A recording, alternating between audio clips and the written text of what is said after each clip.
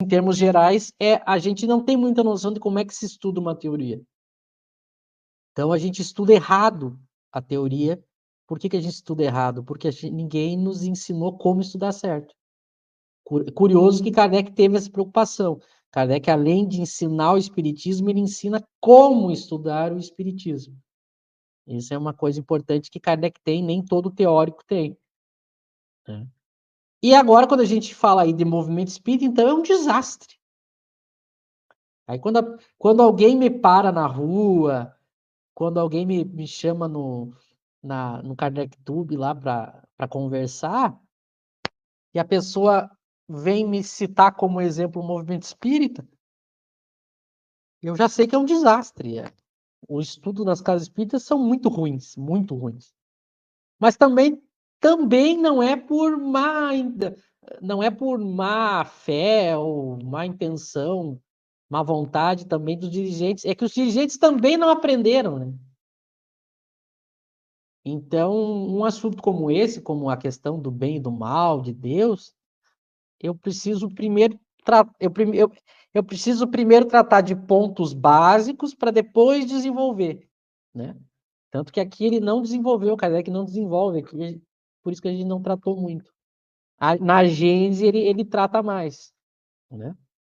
Mas claro que se a gente não tiver um estudo, eu diria, minimamente correto, às vezes pode tirar algumas conclusões equivocadas sobre isso. Às vezes eu vejo o movimento espírita tratando muito ingenuamente a questão da existência do mal, do sofrimento, né? Então, quando eu explico de uma maneira ingênua, a pessoa que é mais crítica e que está lá na casa espírita, ela, por educação, não diz nada, ela não discute. Mas no interior dela, no pensamento dela, ela não fica convencida. É muito comum isso nos estudos do movimento espírita.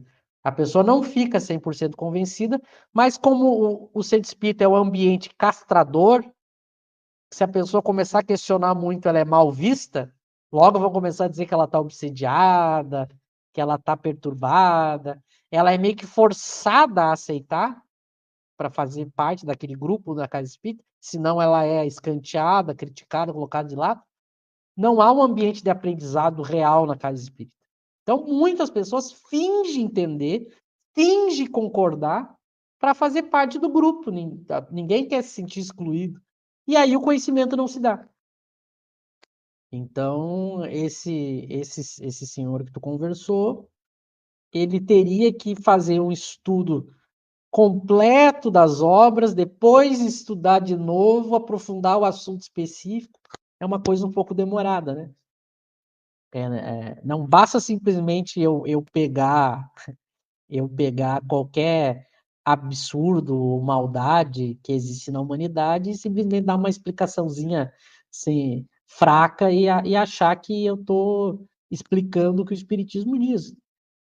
E por fim, sobre essa questão, as escolhas que eu faço teóricas são sempre por comparação. Quando eu vou escolher uma teoria, eu tenho que comparar aquela proposta com as outras que eu tenho.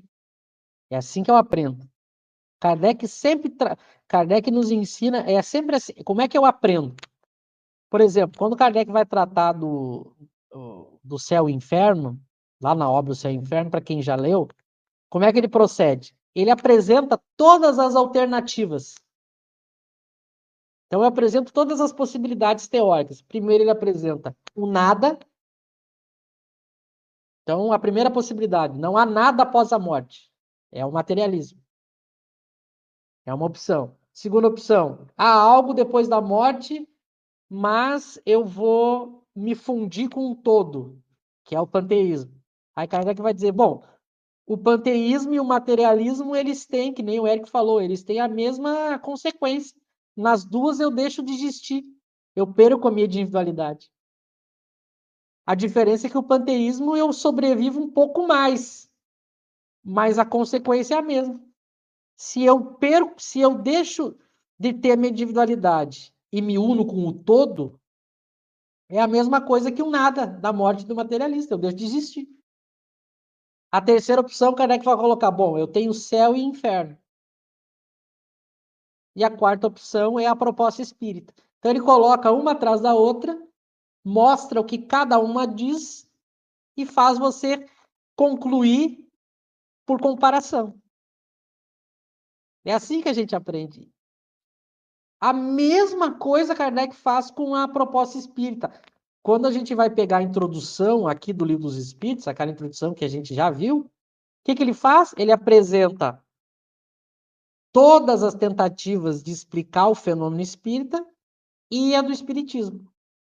E aí a gente vai comparando todas e vê que a do espiritismo é a que melhor explica. Então Kardec sempre procede assim. Ele apresenta as alternativas e aí você, por dedução e eliminação, vai escolher aquela mais completa, mais racional, que Kardec apresenta ser a do espiritismo. Com essa questão de Deus é a mesma coisa. É a mesma coisa. Quando a gente for estudar, quem for estudar lá na Gênese o bem e o mal, por que que existe o mal no universo, Kardec apresenta as alternativas. E a gente vai ver porque a do espiritismo é a que mais atende à razão.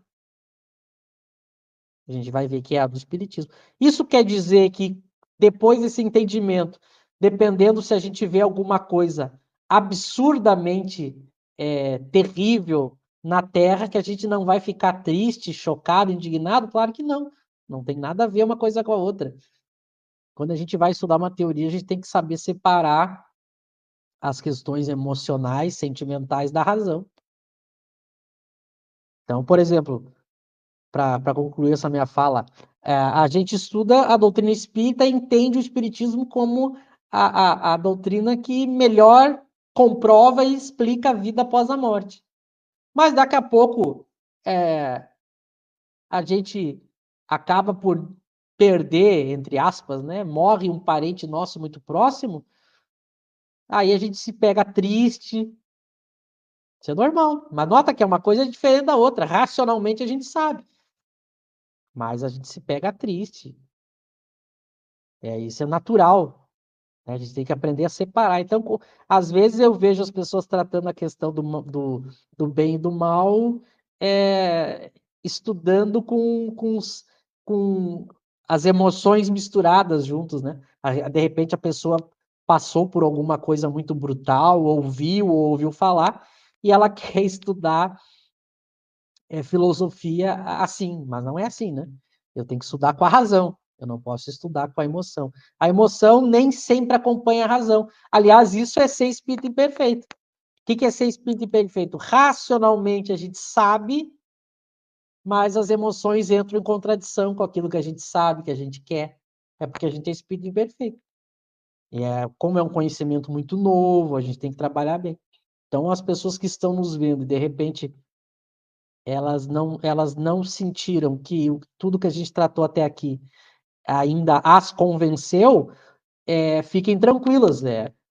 Aliás, a gente tem noção disso, né? A gente está fazendo um estudo inicial, apresentando algumas questões, tentando apresentar os pontos gerais, mas a gente precisa sempre ir aprofundando mais. É assim que se aprende, né? Depois eu quero ver, tem uma pergunta, eu vi do Alex ali, perguntando sobre misticismo. Eu não entendi. Eu não entendi o que ele disse assim, você não fala nada sobre o misticismo. Eu queria entender o que ele entende, o que ele está entendendo por misticismo, para a gente poder comentar. Porque como não é um termo próprio que exatamente assim Kardec vai tratar, de repente eu não sei exatamente o que ele está entendendo por isso, para a gente poder comentar. Então, se ele puder explicar o conceito de misticismo que ele está dando, se vocês também quiserem comentar sobre tudo isso. Ele pediu o meu contato, né? Você pode me enviar um direct no Instagram no @espiritismo Kardec 1, né? Que é meu Instagram, né? Mas eu falo sim do misticismo, eu já falei diversas vezes. Eu não sei se eu entendi bem a pergunta, mas eu já falei diversas vezes do misticismo, inclusive do misticismo presente no movimento espírita brasileiro e enfim. Agora, o que o Michel estava falando é interessante.